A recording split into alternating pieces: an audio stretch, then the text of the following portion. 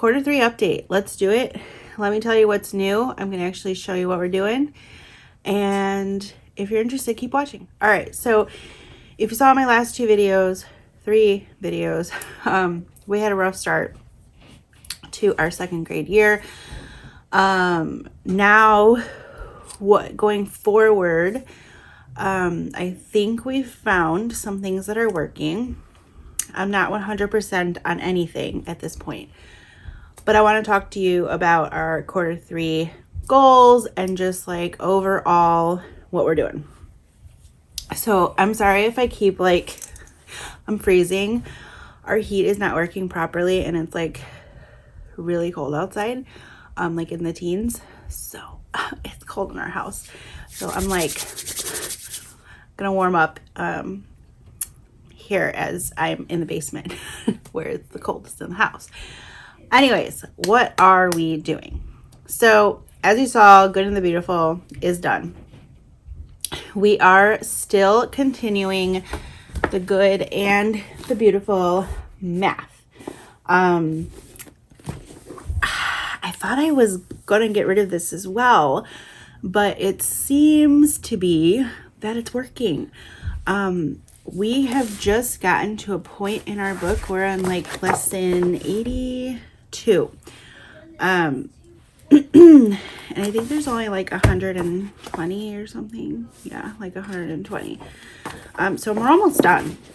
Basically what I want to talk about is the way that they have gone about prepping the kid, for multiplication. Holy crap, my kid's doing multiplication and she's understanding it and she's doing it just looking at it. I love the way they are approaching it. I think it really hit home to her.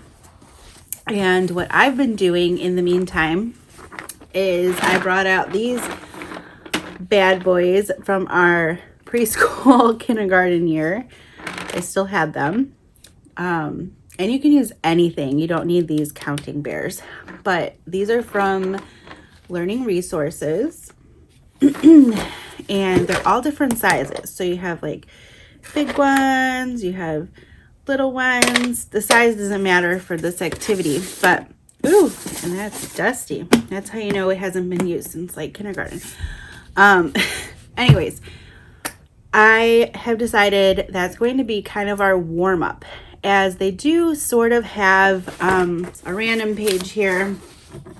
It's just like a box here in the beginning of them, and sometimes they have mental math and just like you know, a little tidbit. And that is helpful, but I find that it's just not enough sometimes to warm us up. So I've just been getting out a handy old dry erase sleeve, which is so old and I need to replace because it's just getting worn. I also have a 100 chart on the back. But anyway, I list out like 10 multiplication problems, and then I have her not just solve them, but to take the bears, and I want to see the rows. I want to see it laid out in a visual way so that she can go, yes, that's 2 plus 2 plus 2 plus 2. That's 6 plus 6 plus 6 plus 6, and so forth. Because that's kind of what they're doing in the book, and I'm loving the visual cue of it. And because skip counting is super essential to multiplication, I am going to be, actually, I just printed them out. I got this from Creative Fabrica, which, if you have not heard of that website, you can sign up for like $2 a year and get like tons of free printable worksheets. So I found one on skip counting and multiplication. Well, it's just skip counting. Excuse me. Every time I come down here and I'm so cold, I start to get congested. Let me find the good part. Okay. So it has these. I just printed them literally today. So I'm going to print laminate this and cut them, and we're gonna work on our multiples by number. So she knows her 2, she knows her 4, she knows her 5, she knows her 10, and she knows 20s and 100s. And this is going to be brilliant. I wish that the Good and the Beautiful somewhat had things like that, like flashcards of some sort that they could offer, because I just think having the kids do that as like their warm up is going to set their mind great for the exercise. But anyway, that is my plan, because now that we are going into multiplication, I'm sticking with the Good and the Beautiful math. It's working and I don't want to change it right now. Spelling. We're almost done. We're like week 26 and there's only like 30 weeks. So I'm giving her words and that's it. I write them on the board. She copies them. She has a test on Thursday. And she's doing fine. I do think that'll be changing 3rd grade. But for now, when we're done with this book, I'm just going to hold off on spelling until 3rd grade. The next new thing that we're doing that I don't even know if I'm like knowledgeable enough in this program to really speak a ton on, but I want to at least show you and give you my initial thoughts, because we are literally only 2 weeks into this program, and it makes me nervous to just like fully be like, go grab this. I'm not there yet, but I will say we are enjoying it. So I have guessed Hollow's Beowulf grammar. Now, this is a homeschooled parent who created this. So I wanted to give it a shot. It is a PDF only, so you get no physical copy of the program. So I printed out, I think this wasn't even the whole thing, and this is how thick it was. And I know this can be done. See, I don't know my research. I didn't do my research. But I know this could be done over a multitude of grades. I just can't tell you for sure exactly what grades they are. But I'm going to take a guess here that it's like 2nd through like 6th grade. But you know, you never know. So I'm just going to tell you what it goes over. So, well, here, let's show it to you. Beowulf is this cute little dog, and he has a home, and he's on a leash, and he sits and he watches us do our assignments every day. Again, these are very, very initial thoughts on the program. Excuse me. Your dog's eating cat shit out of the litter box. Anyways, back to Beowulf grammar. This is going to go over nouns. Nouns. It has characters, and the way that it's written is very engaging. And I will show you what I mean by that. So this is over 300 pages of a program. I mean, 412 pages. Wowza. This goes extensively into nouns, pronouns. I'm just reading through the table of contents. Verbs, adverbs, interjections, conjunctions,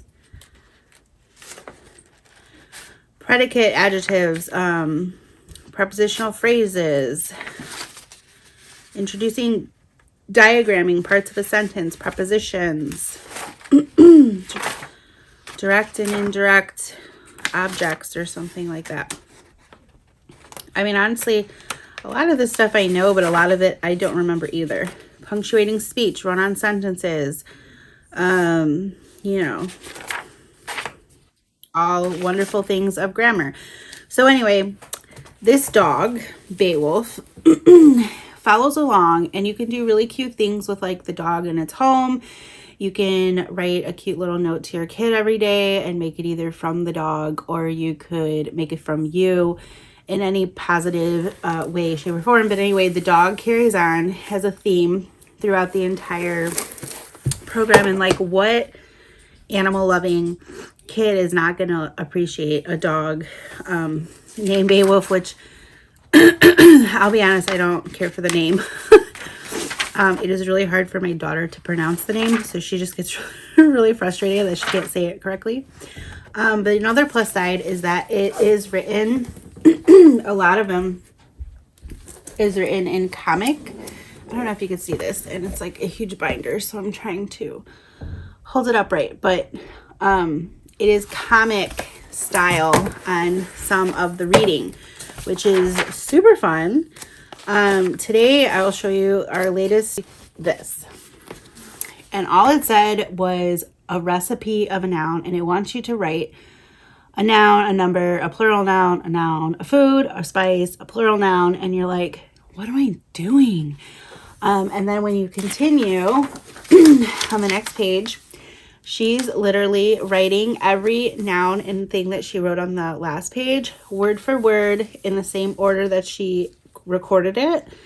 And it became her recipe of a noun. And it was super silly. It was fun. And it was engaging. And she loved it. She got to rate it. What's a pencil cookie should be rated as a 2. And then she got to draw the outcome of her recipe. So she thoroughly enjoyed today's lesson. Now, can I sit here and tell you it's the best curriculum ever, and we're going to continue with it in 4th quarter and next year? I don't know. I just don't know. I do know that this is the way it is laid out. It is nice. It does come with a scope and sequence. So it gives you a 33-week schedule, and it does come with worksheet pages, review pages. So like, this is week 2's review is 2 pages. Some of it is verbal and some of it is, they can either write it or verbalize all of it, however you really want to do it. And it's separated by day. So it'll be like, on Monday, do 1 through 5. On Wednesday, do 1 through 4. But like, you have to recall that like, majority of the things that they're probably going to be doing, if you just wait till Friday, they can do it all at once, because this is like Friday. So I didn't find it beneficial to review 3 times a week. And like, we didn't have to review it all the first week. So I'm not sure that it's a review every week, because she's enjoying it as is right now. And for what it's worth, I think she's learning more in the 2 weeks that we've been doing this than she did in The Good and the Beautiful. The Good and the Beautiful was cool, but it wasn't as like fun and engaging and have like the activities that they have in this thing, like making the dog and the dog bed and stuff like that. So Beowulf Grammar does have a teacher's manual as well, and I have that in a separate binder. So it gives me all the answers and like more ways of how to explain it. But honestly, you could probably do without the teacher's manual if you just wanted to work out of your student's book, if you know what you're doing and don't need answers for things. Next up that we are doing, so like, I didn't go with an all-in-one curriculum because that just isn't what I was looking for right now. I wanted, because she is such a strong reader, I wanted her to learn the classics. I wanted her to dive into books that she wouldn't necessarily pick out on her own at the library, because she's going to go straight for the graphic novel section or picture books or fact books and stuff like that. And like, I know that if she would just come across this book, she wouldn't have just grabbed it. But I will just seeing this on the back, I love, there's a ton of them in the series. Anyway, let's back up. So for reading, we are going to be doing reading from Moving Beyond the Page. I guess it's considered language arts. I'm calling it reading. But we are doing, it's unit study based. So we are starting with Poppy. This is for her grade level. So on the back, it talks about moving beyond the page. It's a 7. This specific one is age 7 through 9 curriculum, and it's divided into 2 sections, science and social studies and language arts. So I can pair this, which of course I don't have it in front of me, with science and social studies. So I bought the book that correlates or is supposed to go with Poppy for science and social studies, which is the water cycle, life cycles. So we're going to be starting life cycles next week. So that's probably why it's not down here, because I can't talk about it yet because I didn't do it. We did 2 lessons out of this. Now, this is not a beautiful book. This does not have pictures. This is laid out fairly dry, in my opinion. But I'm so used to the good and the beautiful that like this looks dry. But it's not. It is filled with so many good nuggets so far. It has a big ideas section. It has facts and definitions. It has the skills that they're going to learn. It has materials. It has an introduction, what to tell your child, reading questions, what chapters to read, and then it has a ton of activities that your child can do. And I'm like, you cannot, I mean, you could, but you cannot possibly do every activity in here. It's a lot unless you really wanted to take your time. Now, the thing that kind of peeved me today was that after we read Poppy, which super cute, and I love that they have a before the reading of the book. So she had to research the characters in the book. So they tell you ahead of time, this is a book about a horned owl and some kind of mouse. What kind of mouse?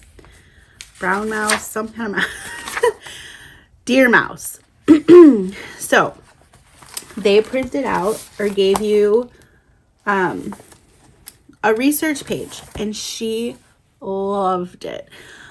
She got to write down habitat. She went on the internet and got to like type it all in. She got their food sources, their predators, their shelters, their size, other important information, and then she printed out her best picture of a deer mouse and copied it on there, although you could draw one if you want, but she wanted to be a little different and print it out, which honestly is not different, it's just what she chose to do. And then there was like another activity of like, I don't know, put your own animals in the forest. So that was the last lesson, but it gave you links. For the research, it gave you vocabulary. It gave you a map. So of course she took it upstairs, but in the book, the book has a map of their land on where the story takes place. So one of the activities was to copy the map onto a poster board, and then as you go through the stories, you can mark where and what is going on in the story to build a story map. She wasn't very fond of the idea of drawing a map, so we copied this out of the book, and she colored it. So now we can revert. Okay, well, this is where the owl was when he did this. This is where the mouse was when he did this. And I love it so much. That was basically all before we even began to read the book. So today we started the book. And so this is what peeved me that I was getting at. So it has reading and questions listed on here. And I'm like, okay, great. There's 2 questions, but there's not. There's really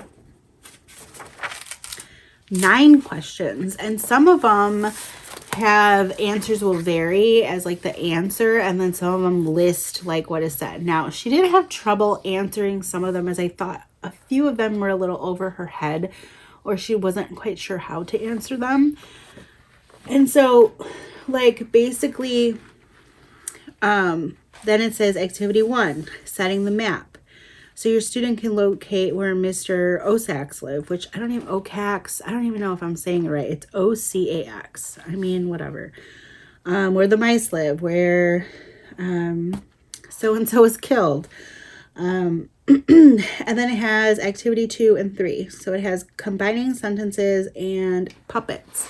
Now, like, that's a lot. If you were going to do that, like, in one day, and then you wrap it up. Well, I thought that the other thing would have been something I can give her to do, like, independently, but it's the same questions. So I'm like, oh, well, maybe I could have just copied it and she could have done it herself. But, like, it just seemed like, why repeat the questions in a separate page?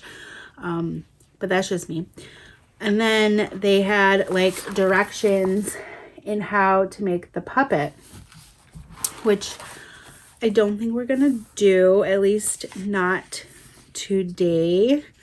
But maybe I can save these as we go as well, or it's something I can pull and she can do as kind of an end of unit study project. And if we made puppets, then I could have her, like, reenact, especially if they were finger puppets, like the book, and, like, share it to our family or whatever. Now, they also had, like, combining sentences. This was tricky. So this was another part of it that I don't know. It wants you to discuss the use of conjunctions. Conjunctions was part of the fact and definition term for this lesson. But it's like, okay, your conjunctions are like and, but, or, for, because, etc. And the role they play in sentences are connecting words, phrases, or sentences. Now it says, encourage your child to make a list of conjunctions in her journal. Let her think of a sentence that uses each conjunction on her list and say it out loud. Then it says on the combining sentence page, which I just showed you, it said to ask your child to combine the short sentences provided to make one longer sentence. Choose an option for your child to complete. The sentences may be combined in more than one way. The answer key provides suggestions for how to combine the sentences. I guess I didn't realize this was the answer key, but she was telling me sentences that didn't even relate to the book. So when we went to go look at that activity for her to do, I was like, oh, it all makes sense now.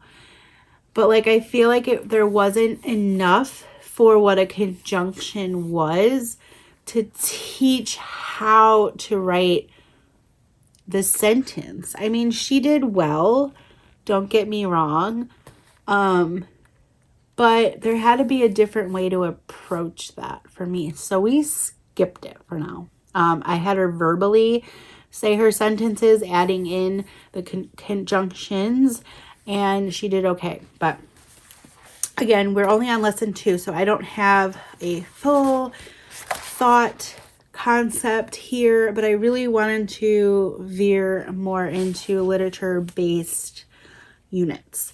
And that is it. Like, we are math and reading and grammar, and she's doing the Good and the Beautiful's handwriting level 2.